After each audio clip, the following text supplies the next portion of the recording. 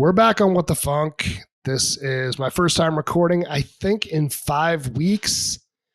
Tim, I miss it. I'll tell you, this is one of my favorite hours or so each week because you know this, you're a cyclist. So I think you find a way to find your zen. We'll get into all of that.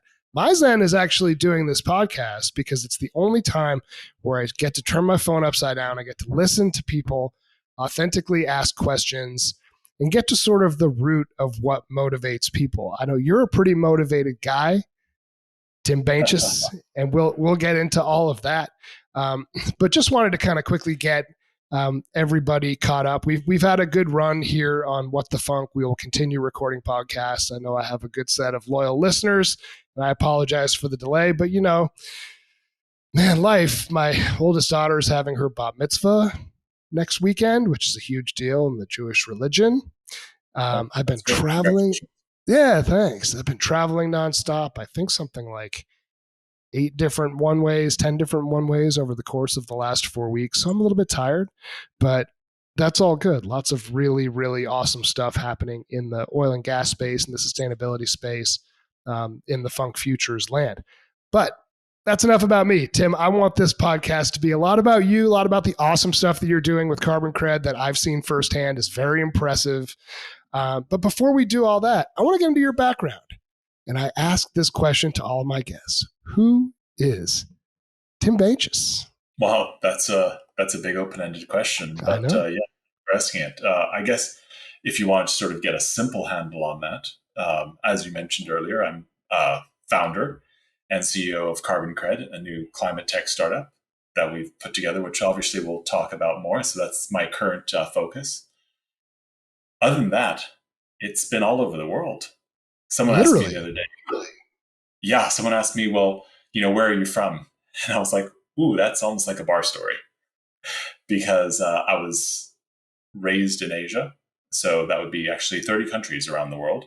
Wow. And my parents travel a lot, and I went to a lot of places, saw a lot of unique things. And I guess one common trend, and this is where it ties back to energy, is from an early age, you wind up seeing the key differences that just a little bit of energy makes in people's lives and how it completely can transform what they're seeing and doing around the world. So that's how I think my upbringing ties into energy and the energy space. But other than that, schools, hospitals, and orphanages, I wound up building them, repairing them, or, you know, fundraising and then getting teams of people to build them along with myself. That's hands-on, everything from, you know, electrical to plumbing to laying bricks and cutting wood. I mean, you name it. Nice. And that would be, like I said, officially 9 countries, unofficially 13. And it's always been a great thing to be able to do that. After that, of course, I got involved in engineering. That would be mechanical at Waterloo, the University of Waterloo, and then chemical and biomolecular from Cornell University. And then after that, some electrical engineering from the University of Calgary. A long winding road that ultimately led you to Calgary. Do you consider Calgary home now? Like, is this where you're going to stay for a while? Or do you really not let the grass grow under your feet? You could see yourself living somewhere else in the next few years. I love Calgary as a city. I think it's absolutely beautiful. It actually reminds me a lot of Denver. I think it's pretty much, you know, 6 of one, half dozen of the other. It's a beautiful place. I don't know yet where CarbonCred is going to take us as a company. And so I'm happy to be flexible to make sure that we match the market and we meet market conditions. And we'll get into CarbonCred here shortly. You've got some big things going on. CarbonCred is a Funk Futures client, and it's different than any client that we've had to this point, with the exception of maybe Actual HQ, which is also a sustainability technology company. Most of the companies that we work with as a software sales consultant, a fractional sales resource, is companies that really are sort of core niche oil and gas tech. With CarbonCred, it's like one day we have a meeting with Amgen, the next day it's a meeting with Boeing, the next day it's a meeting with a major oil and gas company, the next it's with a university.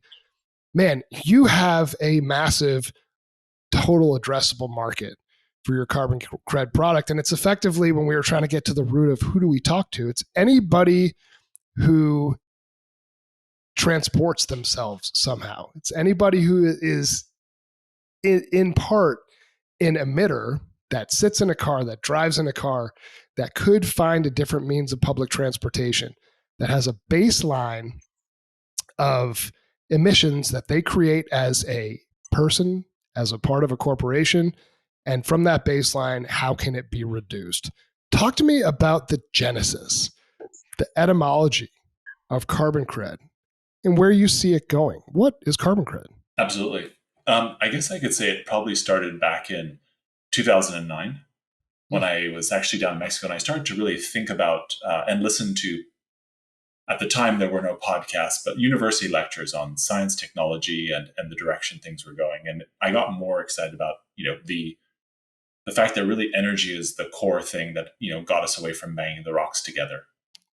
And as I progressed through engineering and then moved into the actual workforce, I was down in Tennessee at Oak Ridge National Labs designing a new energy storage system for them. And then I moved to actually an oil and gas company to design a tech that is a renewable energy that winds up being able to take 6 million cars off the road, dispose of over 200,000 Olympic pools of tailings water, and still has a 29% rate of return with actually like a $500 million NPV. And it's those kind of projects that really get me excited, because we can turn the whole challenge of needing to develop a climate tech into one that actually makes money and brings success to companies who implement it. So with that kind of mindset, I started working on the idea of CarbonCred. And on September 19th, 2021, I actually put the idea together in its entirety and then wrote the patents and the ideas behind it, as well as all the algorithms and the technology that goes into it. And what I think was probably the most impactful part of the journey was really understanding how you can take constraints that otherwise seem incredibly challenging and very, very daunting in the market and try and bring them together to actually create a solution. So instead of looking at them as a problem that limits you, how can you think of them as a solution? An example of this would be the free market. How do we leverage free market economics to be able to address climate change? A lot of people would say, we need to be altruistic to solve it. And that is amazing. And a key part, and if people want to do it, that is fantastic.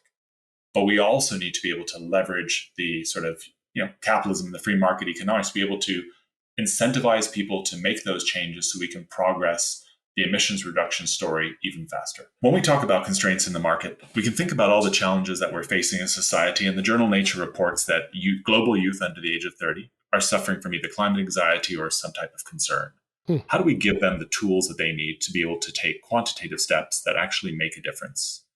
And we're also, intimidated by the fact that there really doesn't seem to be a solution on a personal level that engages with us as people to be able to solve those kind of challenges. For companies, we see, increased legislation emissions targets, increasing price of carbon. The SEC is looking at ESG reporting. As we know, the IFRS just put out new S2 standards on June 26th that say by January 1st, 2024, you need to start, reporting scope 3 emissions. This winds up creating some unique challenges. Now, I realize there's some flexibility in there for, the January 1st date. They're talking about giving an extra quarter and a few other things, but it really does become a challenge that on both the individual side and on the corporate side, it looks like we need to make changes and we need to face these challenges. But how do we do this in a way that makes economic sense for all of us and also addresses the need that we inherently have and our concerns and fears as a society? One of the things I guess I framed out to be able to address this was, when we bump up against these key constraints, what are those constraints? First, we have to be able to address them and know what they are to be able to solve them. Sure. And the first one would be something like, at least from my perspective, there really isn't just a magical solution waiting just around the bend in terms of an infinite source of energy that will solve all of our problems. I mean, this is backed up by the Kardashev scale, but it just means that there isn't some sort of magical source. I was talking with someone the other day and they said, we'll be okay because, the UFOs are going to give us their tech. And I was like, what? I mean, it's a possibility, but I would say it's low on the probability list of things that as an engineer, I would look as a solution when we have to be very quantitative about the solutions that we actually bring to the market. Nice. Hope is interesting, but I think we tend towards more data and facts as engineers. And then there's the challenge that we have really a finite energy source to be able to do all of our activities on Earth. And I was talking with you earlier, and I was mentioning that fact that at the current output of energy and our current trajectory of energy consumption, in 800 years, the Earth has to have a higher output of energy than the sun, which obviously we know is not going to be able to happen. And then when we look at the engineering aspect, in this case, the second law of thermodynamics, it basically says anytime that you try and consume more, you only increase the entropy of the problem. So when we look at something like carbon capture, which we definitely need to do, and we should be looking at, it only ever uses about 35 or so percent more energy to be able to capture that carbon, to be able to harness it. So what you wind up with is dipping into that finite energy source that we just talked about as the previous problem, 40% faster. So you get on the hamster wheel, but the hamster wheel only moves faster and faster. And then also as people, I mean, what we're facing is the fact that what got us out of the trees was our drive and the fact that we're hungry for more and we're not satisfied with where we are as a species. And we always want to be growing and developing. And I think that is fantastic. It presents a bit of a challenge when it comes to climate change, when we ask someone then to turn around and give up something that they've acquired, you know, emissions, sacrifice emissions, and in exchange, well, we're not going to give you anything. You just need to do it out of the goodness of your heart. We're not all Mother Teresa's. So how do we come up with a solution that enables us to get something in return for those sacrifices that we're making? And then, of course, we can, apply this, say, to the free market. And how do we use that as a constraint to make sure that we're looking at it from that perspective? And I think then also all the legislation that's sort of, coming into play as well. So when we put all those criteria together, how do we come up with a solution that matches all of those and at the same time satisfies our personal need for change, for solving problems, and also addressing the challenges we see? And that, in a nutshell, is what you've done with CarbonCred, right? At least the thesis behind it, I think. Absolutely. And I mean, that's really what our tech does. So when I put out the algorithms and design the solution, I was like, well, how can we create something that engages with people on a personal level? Mm-hmm. And so to do that, we have a unique app that is not just an app. Obviously, the algorithms behind this are very significant to be able to entrust people the opportunity to get personal carbon credits.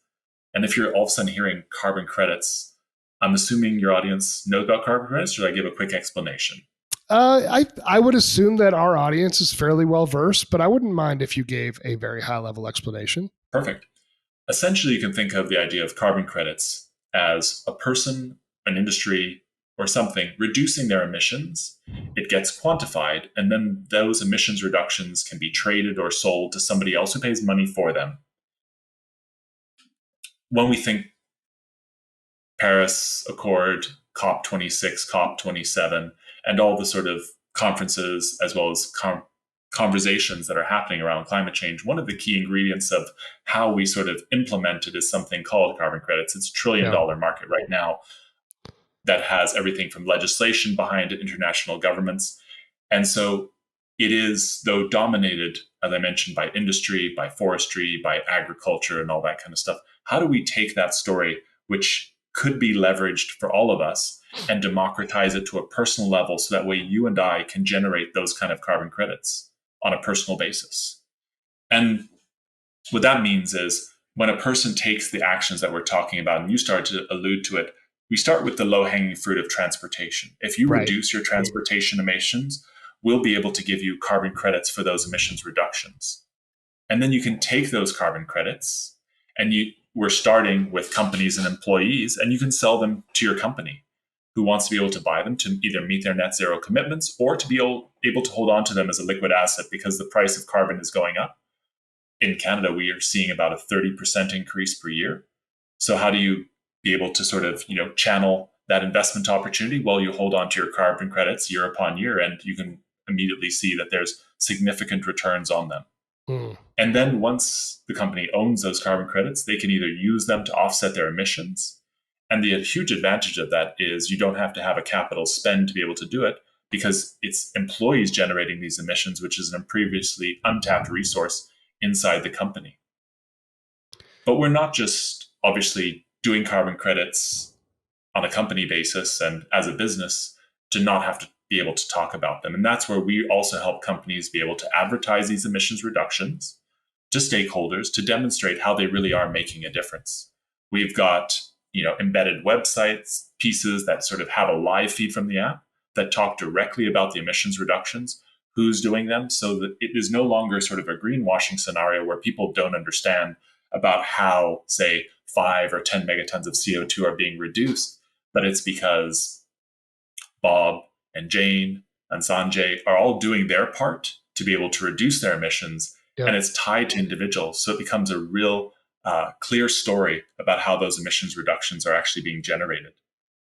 And you can then report those emissions on ESG reports, IFRS reports in a real quantitative manner that makes sense for industry and for the government regulators who are, viewing those reports. And it's this entire sort of coming together that makes sense. So let me explain it. And here's a quick little, paragraph that I put together. That's kind of the story that tells it. So Sandy commutes to work by her car 5 days per week. After downloading our app, she makes the decision to take the bus or to carpool or to walk or to bike to work instead of driving her car. And like I said, we just asked for this as a start, 1 day per week. By taking the bus instead of driving, Sandy reduces her carbon emissions and earns personal carbon credits.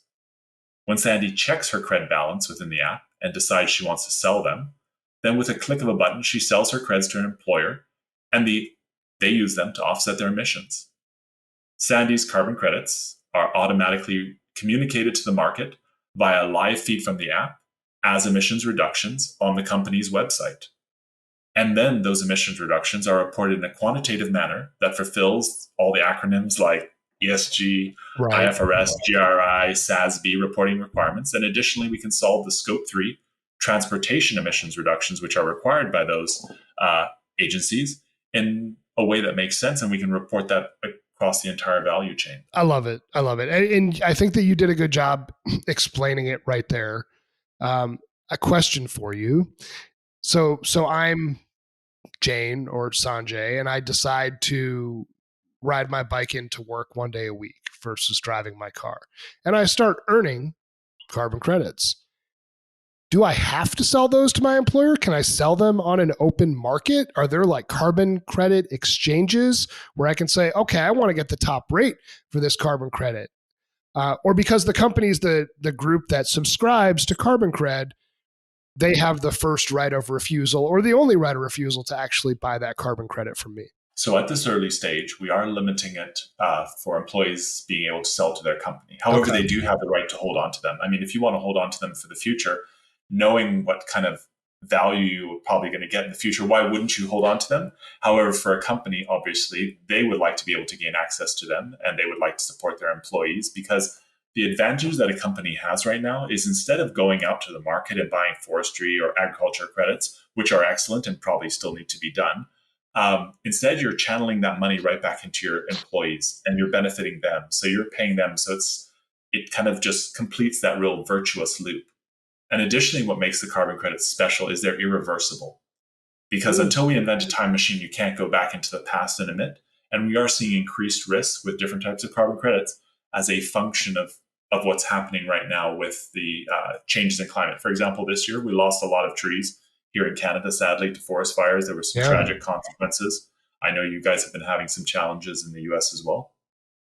And it's those kind of things that change the risk profile of forestry carbon credits. So how do we make sure that we are having control in how we generate these and at the same time have the highest quality? When you think about your target audience, who do you think is going to be the most logical buyer or subscriber of your platform? I mean, I know that you're working with us and we primarily work with oil and gas companies, but I know there's been conversations around universities, any large corporation, pharmaceutical companies, people who work, publicly traded companies that are based in cities where people actually have the option to take public transportation, to me seem very logical.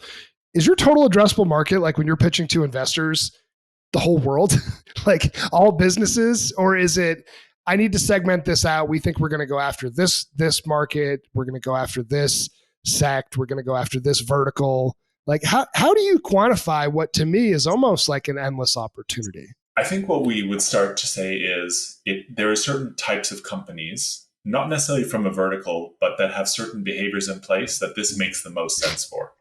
Yeah. So companies with in-person or hybrid work policies is what we want. Companies with, say, carbon neutral or net zero or other emissions targets commitments that are trying to sort of meet those and address those, that also, makes really good sense. Or if companies are publishing ESG, or they happen to use IFRS in your financial reporting, or you already report your scope 3 business travel emissions through another way, we can help quantify this kind of stuff and wind up being able to save a company just from the business emissions reporting stuff somewhere between $200 to $1,000, depending on where you are in the world, depending on how much you're paying your salary. For the teams that we're talking to in Europe, they'll be saving over €1,000 per employee per year. Nice. And then over here, it's over a couple $100. And it's those sort of key components that are all part of this solution that also generates carbon credits that companies find valuable.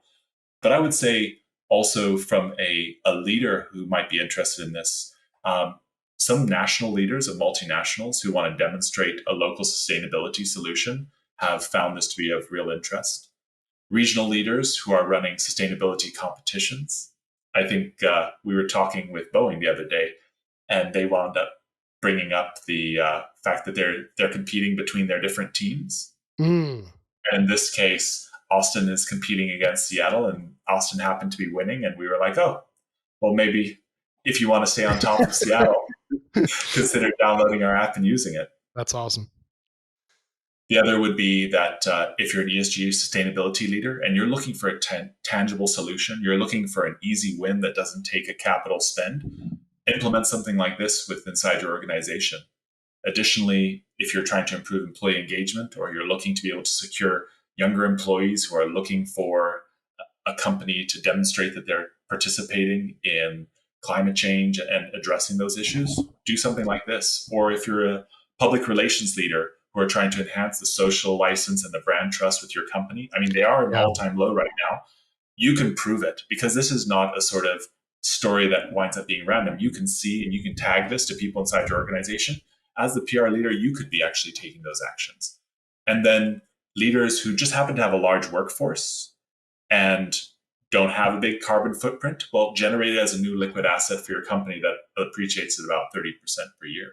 Yeah, it's really it's in some ways, it's the same conversation with every company you're talking to, but in a lot of ways, it's a unique conversation with everybody you're talking to. Let me throw a bit of a curveball at you. So sure. What about a company like an oil and gas field services company where their entire business is people driving to go places? How could they possibly reduce their emissions? Is this, okay, you're going to drive less mileage because you're becoming more efficient? Is it, okay, we now have a 50% EV fleet and therefore EVs have a lower baseline of pollution or emissions, and therefore they can gain some more carbon credits back?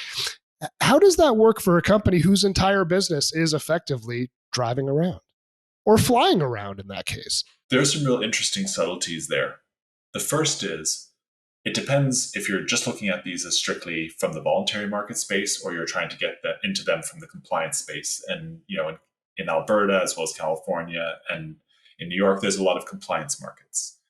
For that aspect, we have a really unique solution for companies. And here's how it goes. If you happen to implement, say, a remote sensor on a tank that you normally have to go and check the level on, yes, and you have to go check this for HSE reasons, say, once a week, and you now implement a remote sensor on that.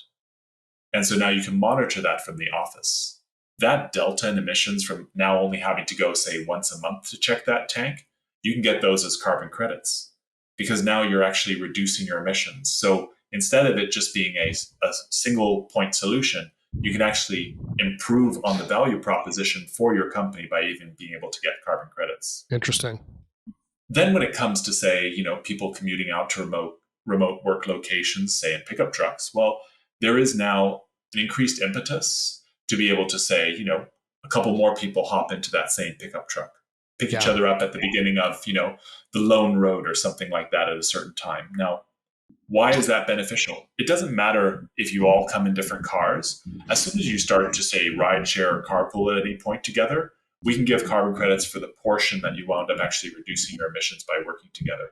Or It may be very well that some person really loves the sound and smell and everything about a gasoline powered engine. That's okay too. Just reduce wherever you are on that spectrum. If you're driving a pickup truck and instead you can drive a Mustang, the difference in engine size and emissions, we want to give you carbon credits, because wherever we stand as a society with our emissions, if we can drop those emissions, that's what we should be doing. And by gradually moving through the perspective opportunity, we'll start to leverage those changes to the benefit of society as a whole. Yeah. This is, I'm learning a lot. Every conversation that we have, Tim, I enjoy, because it's almost like sitting in a graduate school level sustainability class.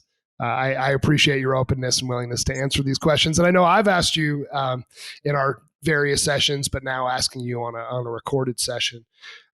Talk to me a little bit about when people say that this is greenwashing, right?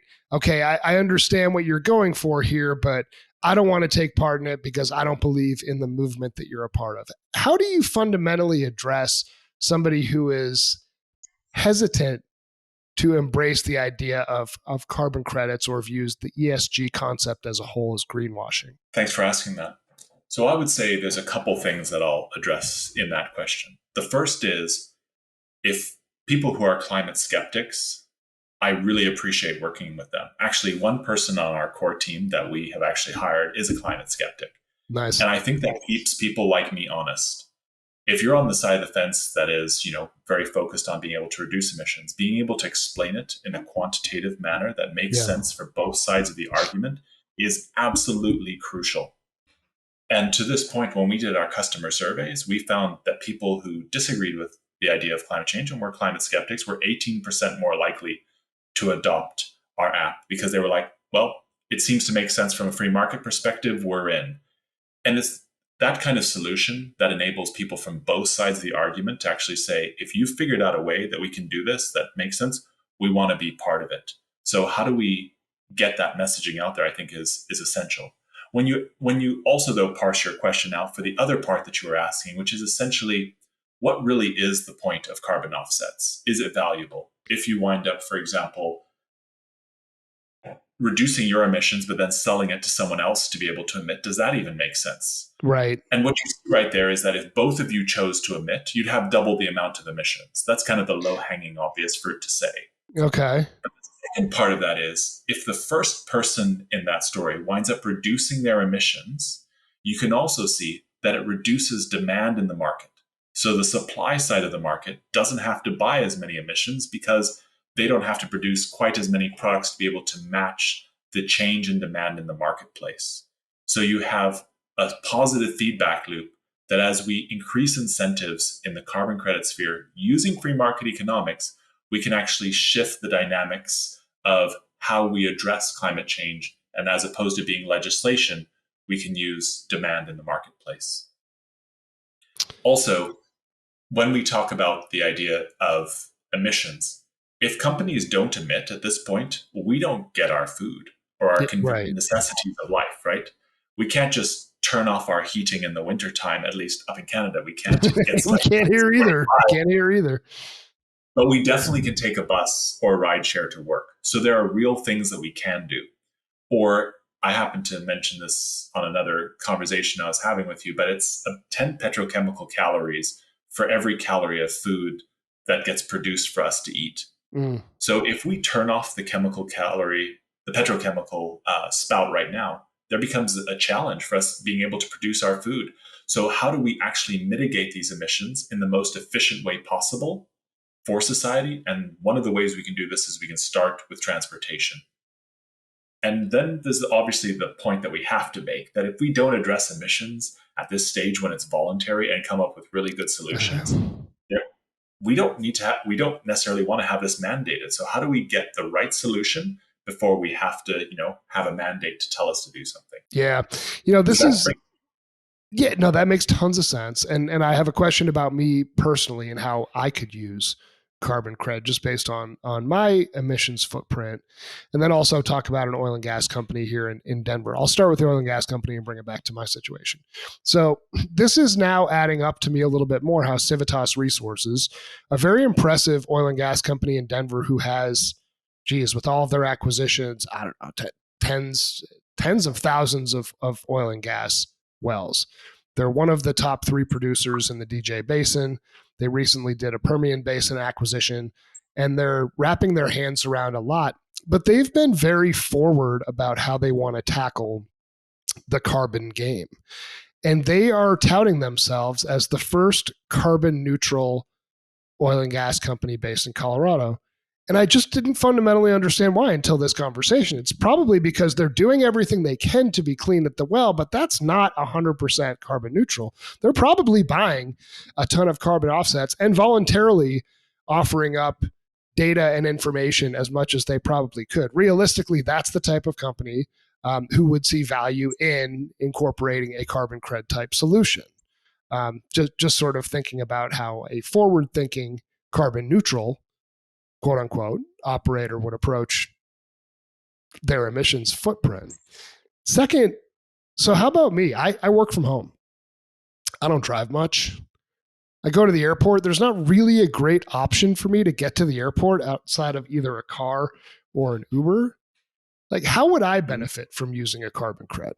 You know what I mean? I already think that my emissions profile is pretty dang low because I'm not in my car. How would that work for me? That's a really good question. I think there's several segments that we can think about when it comes to addressing that. Because you do hear people say that we don't have time to walk, bike, or take transit to work. Our schedules are tight, and people value the time they place on their time. I mean, it's clearly time is money. So how do we do that?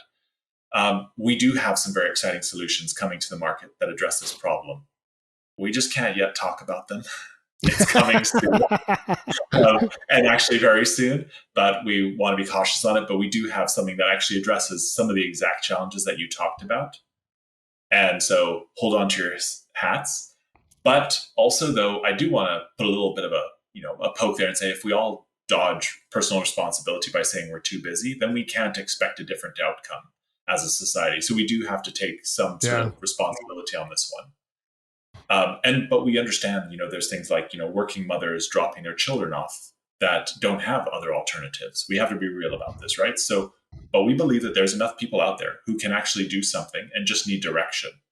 And if you're part of a bigger story, you really do have that opportunity to start participating, because then you don't feel like you're just one person versus the world. And now you can see it. You can compete against people inside your organization. You can compete on a larger scale. You can even do one-on-one competitions with your friends. And you can add that element of gamification of the process, which we think is really exciting. And it's real because someone's willing to pay you to take that action. Now, the amount is not huge as a start, but it increases with value over time. And then we also, we're starting to have conversations with carpooling organizations and things like that you can now much more closely integrate with people in your area at a much more affordable price than is currently available. And the other thing is, you know what? You can just join me on the bus. You might get a couple stairs. I'm sitting on the bus with a laptop. So I'm there, working away because I don't have the time to be able to just stand there not doing something. So I'm, even sometimes with one hand holding it while I type away with the other or whatever. And you get a couple stairs. But as more and more people join in, it becomes less of an oddity that we're actually focused on reducing our emissions. Yeah, I think that the key takeaway for me in this is it's baby steps, right? You're not trying to overhaul something that a lot of people will say, I can't do this. This is just too much for me to chew on. But you're just saying 1 day a week, take public transportation, bike to the post office versus drive there once every couple weeks, right? See what that starts to do from your, carbon footprint, carbon credit, obtainment profile. and then sell that back to your company for money. So are individual employees actually making money off of this platform right now? Like somebody's effectively changed how they operate. Now they take the bus 4 days a week instead of driving 4 out of 5 days, and they're literally able to sell those credits to their company and get a check for it. Is that actually happening right now? Absolutely. So we have the full range. We have people who have, instituted whatever it is, biking Wednesdays or busing Wednesdays. Yeah. So that's 1 day per week. And then we have other people who've transitioned over to 4 or 5 days because all they needed was like that next little sort of, bit of incentive to be able to make that change. So we definitely have the full spectrum. And yes, I think the question you asked is, how do we also, what is the full story of how this works? And so here's how it works. Employees commute to work, say by rideshare, public, or bike instead of their car. And then they download our mobile app off either of the app stores, be it Android or Apple. And our mobile app logs that travel. If your question is, what about all the cheating stuff? And I can tell you that as engineers, that's pretty much our number one concern. So we've spent a lot of time on that. So we're managing that piece.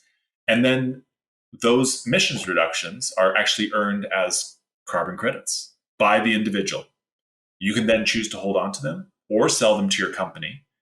And we're in the final stages of the verification body that's, approving us. I can say, though, that we have started something that is the first of its kind in the world. And we are going for the absolute highest quality verification that is possible in the marketplace. So that's cool. I haven't told you who's doing it, but I can tell you that it'll become public soon, and it doesn't get any better quality than what we're doing. Yeah. The company then purchases these reliable carbon credits, and they use them for their net zero emissions reductions. But as I said earlier, we do have this whole advertising piece that enables companies to talk about this to the market. There's no, green shame about this. And then we also put it in those reports where you get savings of like $1,000 even up per employee. And that's how we close the loop. You have personal action being connected to real tangible offsets, being connected to being able to display this to the stakeholders, and finally being able to report on it quantitatively for shareholders. Lots of good stuff here. And one question, and then I'm going to put you on the hot seat. I'm going to ask you some rapid fire questions, not about sustainability. We're going to lighten it up a little bit. But is there like a fixed price per carbon credit? Is it like a Bitcoin? Or, like a Bitcoin today is $29,000. Is a single carbon credit worth like $76.21? What is that equivalent? Or does it really range depending on type of carbon credit? Like give me some insight into the carbon credit exchange market pricing. Absolutely. There's a huge range in prices from less than $1 to, over 100. There's a big range. And I like to think of it essentially as using the term a dollar. We have a Canadian dollar, we have a US dollar, sure. We have a Zimbabwean dollar. And all of these are $1, but all of them have vastly different values inside the marketplace as a function of the quality of the economic system and the faith in the economic system that backs that particular dollar. The same for carbon credits. The higher the quality of that carbon credit, the more reliability, the more robust the process to be able to track and quantify it, that denotes a price. There's also, for example, certain industry credits are lower priced. If they have less benefits for a society that even go beyond just the reduction of carbon credits, then the price is also lower.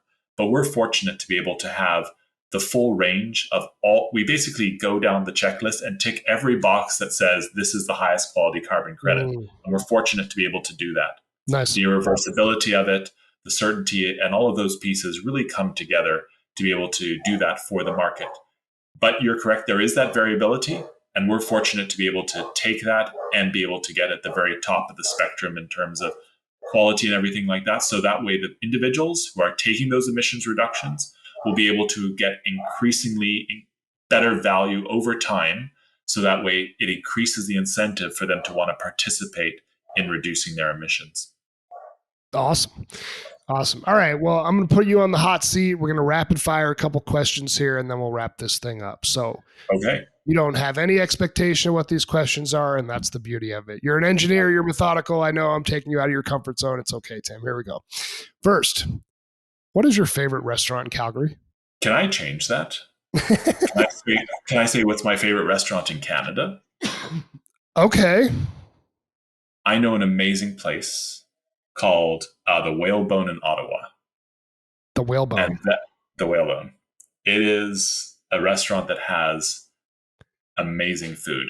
And so one of the things I don't think you know about me, Jeremy, but the reason why I'm cautious is to say about a restaurant here is I would typically be looking at Thai restaurants because I Okay. spent years in Thailand. I also happen to be able to cook Thai food. I actually ran a kitchen. We would serve over 915 meals per day for humanitarian work. So that was like Awesome. 305 meals for breakfast, 305 for lunch, 305 for dinner. So I actually wind up being able to cook on an industrial scale as well, which is, one of those crazy things that sort of comes up in the story. And as a result, I wind up being quite particular about the restaurants. And certainly if I were to give them a sort of a stamp of approval, I would want to make sure that they are definitely up to snuff if someone tries it. And I would say the one that I have found would be the Whalebone. And I was very impressed with that one in Ottawa. All right. Well, I'm gonna have to ask Abe about that when Ottawa's not too far. I grew up in New Hampshire, and I was doing some random googling as I like to do sometimes. I didn't grow up that far from some places in Ottawa, so I'll have to see how far that is next time I'm back home. Next, more logical, Celsius or Fahrenheit? I think you're asking me to create a schism right here. I actually use both. Okay. I'm familiar with both. I did my undergrad in Canada, so I wound up using Celsius, and my grad studies, I wound up doing them in Fahrenheit. So I'm conversant in both. I would have to say I probably have a proclivity to, as an engineer, always like to tag a zero to a particular number. And so then from Celsius, it seems that when water freezes, it kind of makes sense to me. Yeah. But either one of them is sufficiently fine, and fortunately for me, I'm conversant in both. Fair enough. Somewhat of a politician like answer, but I'll accept it. That's fine. You did both. What's your favorite? You've lived all over the place. What's your favorite country that you've ever lived in? I would have to say, doing humanitarian work in Thailand, if you get away from the tourist areas or the areas where most people see about Thailand, the culture is amazingly unique. And the reason I say that is they're one of the 4 countries in Asia that was never colonized. Okay. So they have a very different perspective on our sort of Judeo Christian or Calvinistic viewpoint that we have in the Western Hemisphere. And so they look at life quite differently. I find that to be actually quite refreshing because some of the biases that we have in this part of the world don't even register on the spectrum there. So it's not an issue of we have to overcome something or we have to sort of learn to change ingrained habits. It is a natural sort of conversation to just assume that everyone is, free to think the way they are, free to live the way they are, and free to embrace the things that they embrace. And I appreciate that sort of idea that of independence of individual thought being quite important. And at the same time, the manners and politeness and decorum that the society has is quite valuable. Outside of that, I would say Austria is gorgeous. Yeah. But then you do have some incredible stuff over there in Colorado that just sort of, is mind-bogglingly beautiful. I remember Silverton being an area that was outstanding, even just south of you. Yeah. Yeah. I think that people here have a tendency to say, oh, it's more majestic in the Alps or somewhere that's not here, even if it's Western Canada. But that's just because, it always has to be better somewhere else, right? At least in our mind's eye. Final question. On that point, before we go, I was going to Yeah. say I was talking to a group of people in Golden, BC, and I'm not sure if you know what that is, but it's the in this case it would be the western side of the Rockies. Yeah. And it is astounding. It is one of the most beautiful places in the world. And I was talking to a group of guys there, and they're like, "You've been places. Where's the most beautiful place in the world?" And I'm like, "Seriously, it's right here. Right here. Right where we're standing is probably the most beautiful place." And they were like, "No, this is so normal." I'm like, "That's because you've grown up here. You haven't seen the other places. This is amazing." So I have to say it's one of the reasons why I'm in Calgary, because it winds up being so beautiful. You almost get punch drunk looking at scenery that is so outstandingly amazing that it gives you a unique view on the world and life. Yeah, where I'm from in northern New Hampshire, very close actually, with less than 100 miles from the Canadian border. Super lush and green, and definitely did not appreciate it having grown up there and spending all of my time there. And what always was fascinating to me is going to a place where they have palm trees, right? And Yes, things that sure. I didn't have. And then, living in Colorado for years and taking my family back, I remember going up there with my kids and my wife probably about 5 years ago, and in an especially rainy year. So the grass was practically neon, right? And the trees are just hanging over the Sure. road. And I remember my wife's sister and her husband came up to visit, and I always thought it was so boring where I grew up, and it wasn't that pretty and all that. And her sister's like, "You got to grow up here? Like it was a privilege, right? That I got to live somewhere that was so beautiful. Like amazing. You must have been like, in Wonderland out here." I was like, I just thought it was kind of lame, to be honest. But now I have a little bit more appreciation as I get older. Yeah, I guess the what do they say? The is the glass half full or is the glass half empty, right? And I finally, love that one. My professor wound up talking about that actual joke that you talked about right there. And from an engineering perspective, the engineer's view of that is you just have a glass that's twice the size it should be. You'd actually be just making the glass a bit smaller, and that's the optimization of the solution. You want to optimize it, just get a smaller glass, right? There you go. Don't worry about it having to be half. That's a waste of glass and space with making half the size. Oh man, where can people find you? Where can they find CarbonCred website, LinkedIn, social media, things like that? Absolutely. Reach out to us at carboncred.com. That's CARBONCRED.com. You can also reach out directly to me, tim@carboncred.com. Just email me. You can also do that to info@carboncred.com. We'd love to hear from you. You can also try and download our app. You probably won't get too far because we enable it for businesses, but we'll be able to see that and get in contact with you. Yep. What else? Reach out to me on LinkedIn. That's Tim Beentjes. The last name is spelt kind of tricky. It's BEENTJES. I'd be happy to connect with you. That's great. The other thing I wanted to sort of just comment on what you were talking about of the areas of the world that are beautiful. I want to go back to that briefly. I want to say that I think I value the idea of the beauty that comes from rain. Yeah. I grew up in a lot of places that were quite arid. And even I was down in the Southwest, and you start to have this huge appreciation now and it doesn't go away when you see rain, and you just sort of realize how beautiful it is. And to that effect, even the area that you are, I'm leaving actually at 2 a.m. to be able to drive 6 of us who are going. I'm taking all my nieces and nephews to Portage.